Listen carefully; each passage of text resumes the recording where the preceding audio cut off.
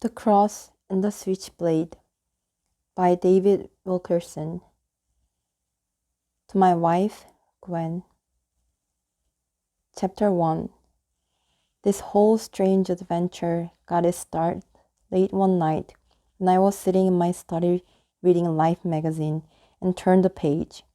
At first glance, it seemed that there was nothing on the page to interest me. It carried a pen drawing of a trial taking place in New York City, 350 miles away. I'd never been to New York, and I was never wanted to go, except perhaps to see the Statue of Liberty. I started to flip the page over, but as I did, my attention was caught by the eyes of one of the figures in the drawing, a boy, one of 7 boys on trial for murder. The artist had caught such a look of bewilderment and hatred and despair in his features that I opened the magazine wide again to get a closer look. And as I did, I began to cry. "What's the matter with me?" I said aloud, impatiently brushing away a tear. I looked at the picture more carefully. The boys were all teenagers. They were members of a gang called the Dragons. Beneath their picture was the story of how they had gone into High Bridge Park in New York and brutally attacked and killed the 15-year-old polio victim named Michael Farmer. The 7 boys stabbed Michael in the back 7 times with their knives, then beat him over the head with garrison belts. They went away wiping blood through their hair, saying, "We messed him good." The story revolted me. It turned my stomach. In our little mountain town, such things seemed mercifully unbelievable. That's why I was dumbfounded by a thought that sprang suddenly into my head, full blown, as though it had come into me from somewhere else. Go to New York City and help those boys. I laughed out loud. Me, go to New York? A country preacher barge into a situation he knows less than nothing about? Go to New York City and help those boys. The thought was still there, vivid as ever, apparently completely independent of my own feelings and ideas. I'd be a fool.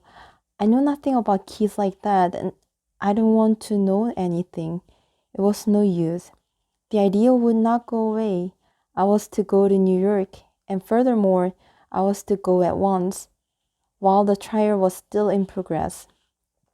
In order to understand what a complete departure such an idea was for me, it is necessary first to know that until I turned the page, mine had been a very predictable life.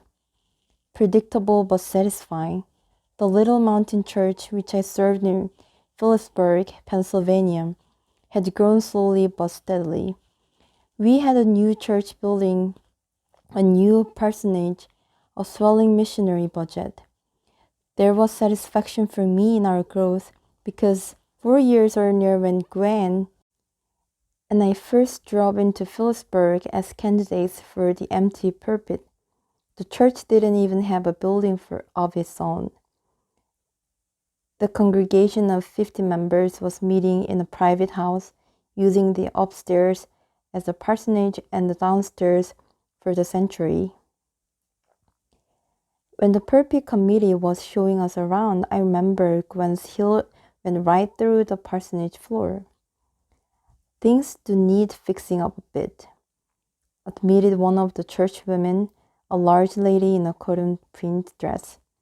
I remember noticing that her hands had little cracks around the knuckles and that the cracks were filled with dirt from farm work.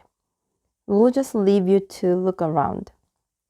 And so Gwen continued her tour of the 2nd floor alone.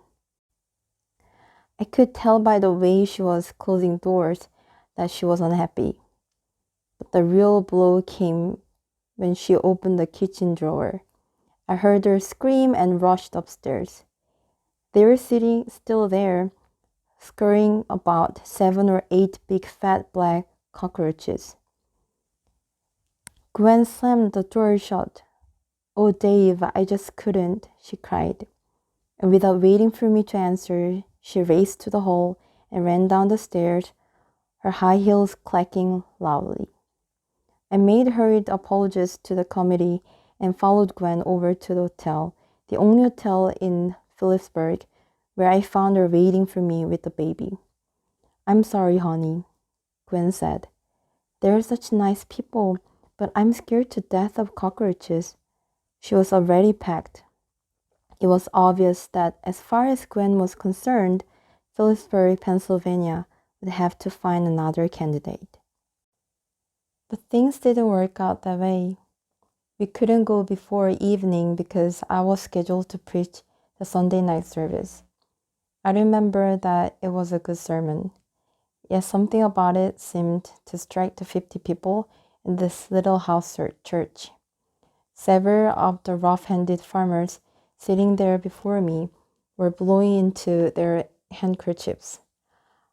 I wound up the sermon and was mentally getting into my car and driving out through the hills away from Phillipsburg when suddenly one old gentleman stood right up in the service and said, "Reverend Wilkerson, will you come and be our pastor?" It was a rather unorthodox thing to do, and it caught everyone by surprise, including my wife and me.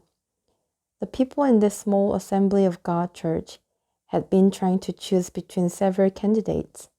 They had been deadlocked for weeks, and now old Mr. Mayor was taking matters into his own hands and inviting me from the floor. But instead of drawing fire, he found himself surrounded by nodding heads and voices of approval. "You go outside for a minute and talk it over with your wife," Mr. Mayor said. "We'll join you."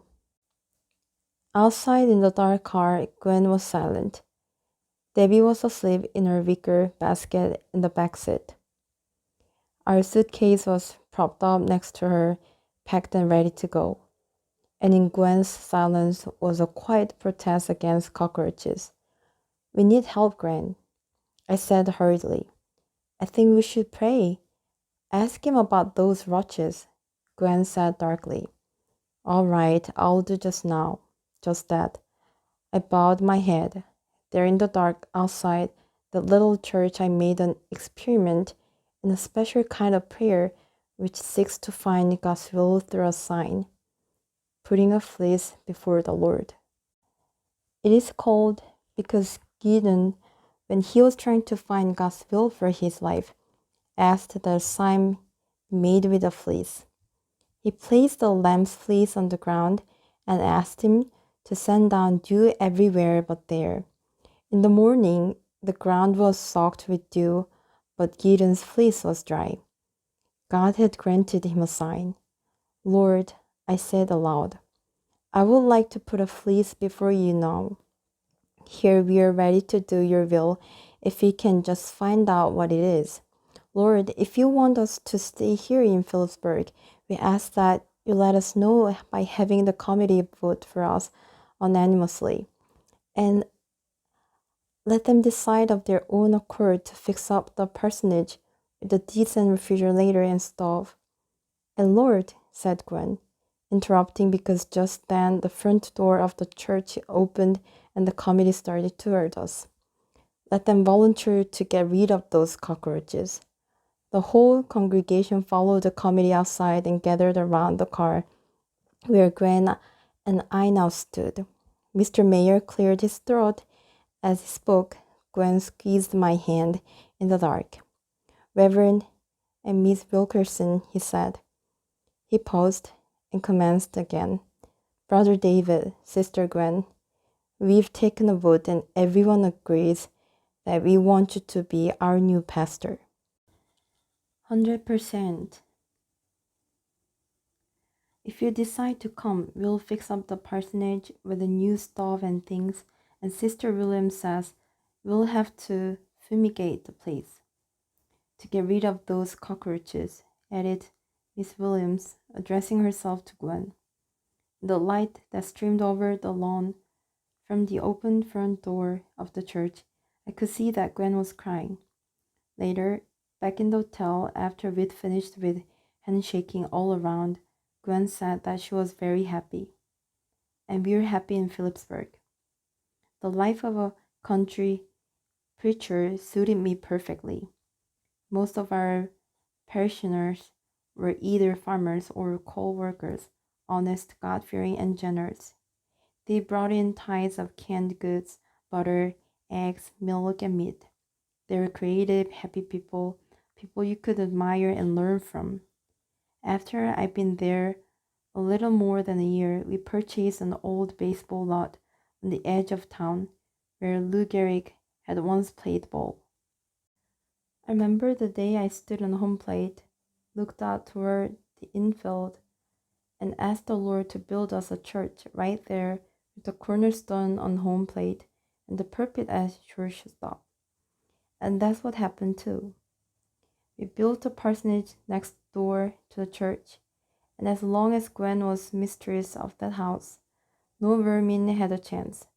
It was a pretty little 5-room pink bungalow with a view of the hills out one side and the white cross of the church out the other.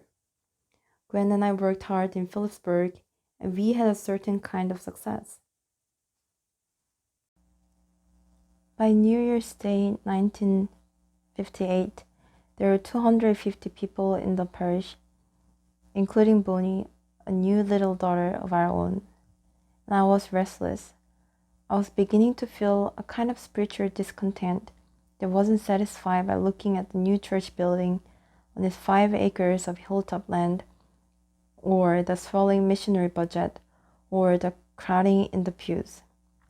I remember the precise night on which I recognized it, as people would remember important dates in their lives.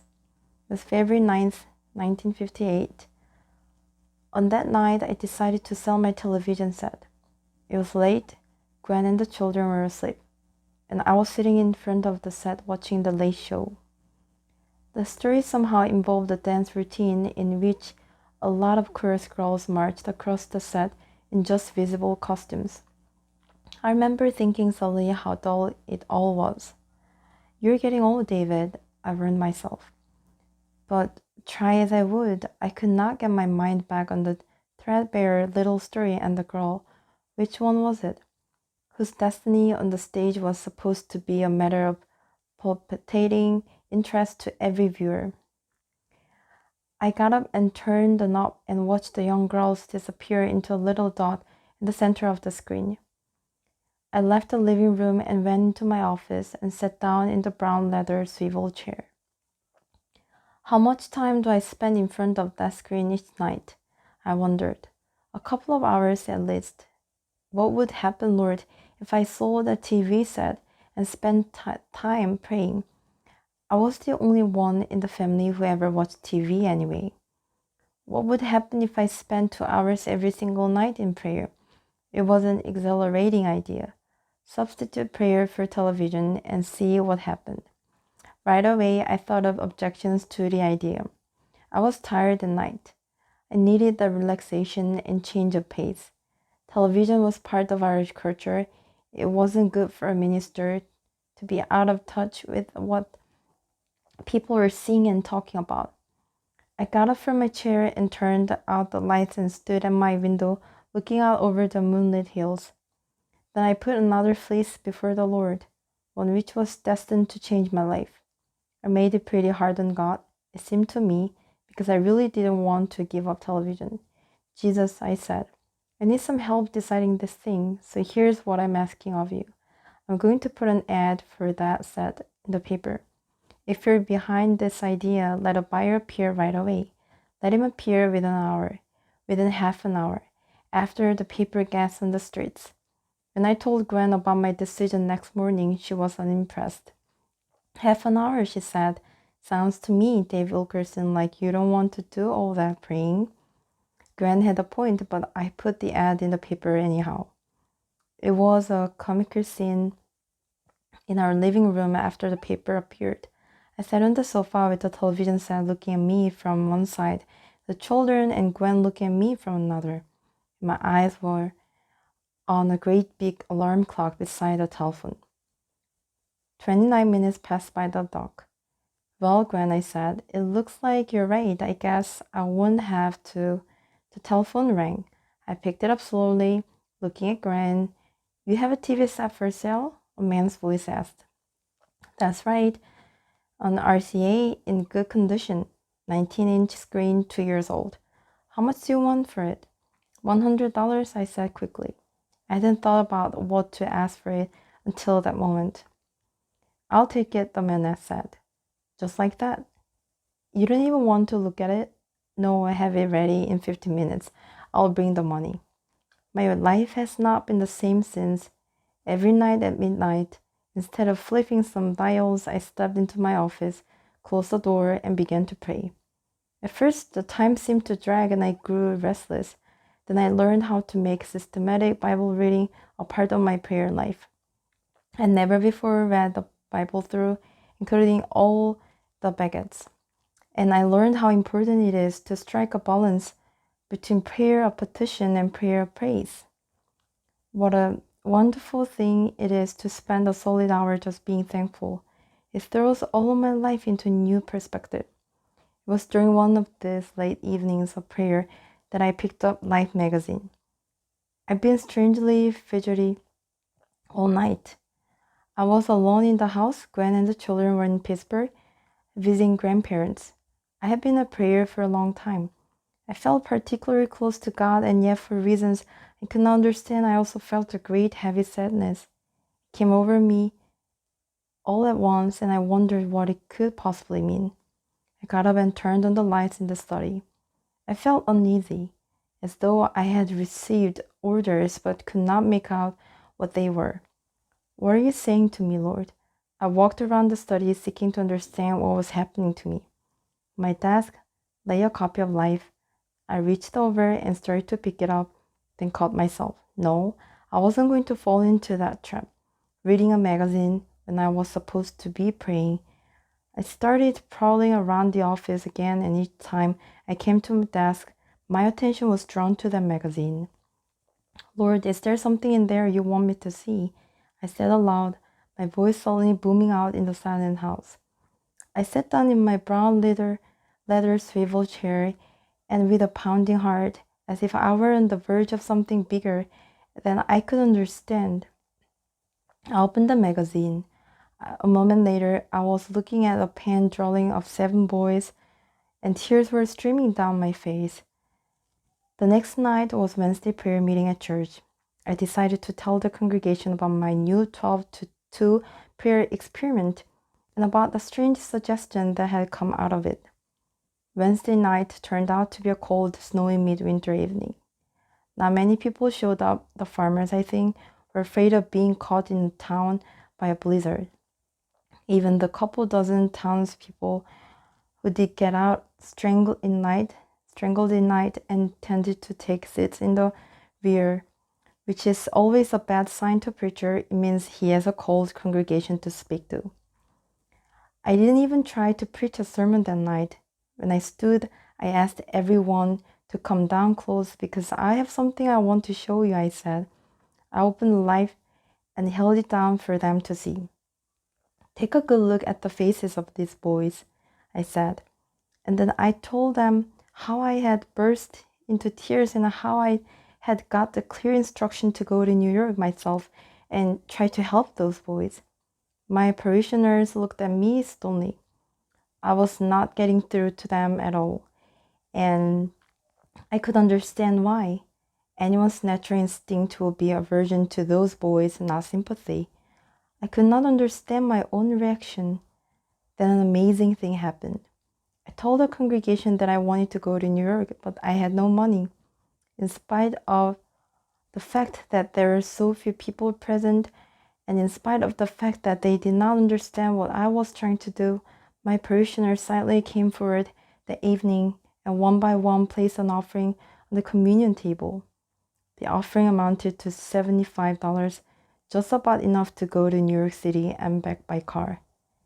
Thursday, I was ready to go. I telephoned Gwen and explained to her, rather unsuccessfully, I'm afraid, what I was trying to do.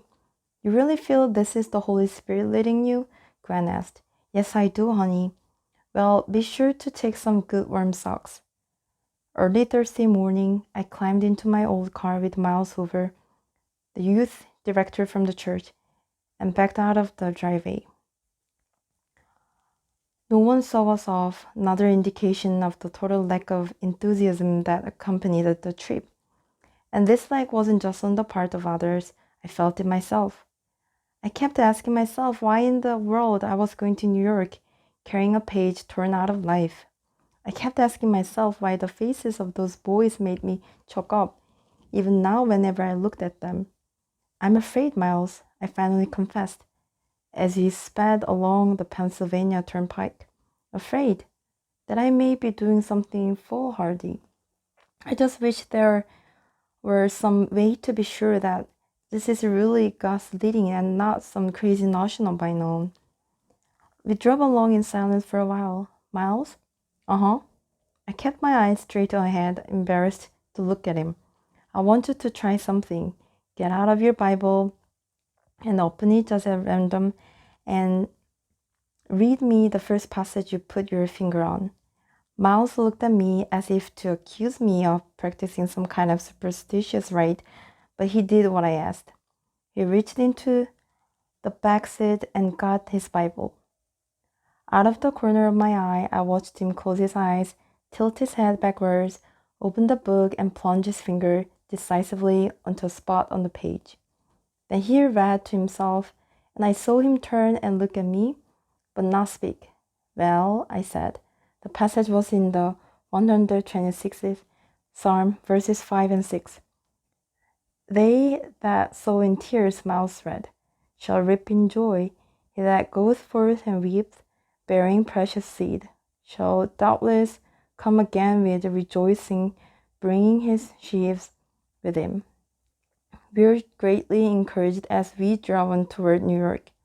And it was a good thing, because it was the last encouragement we were to receive for a long, long time.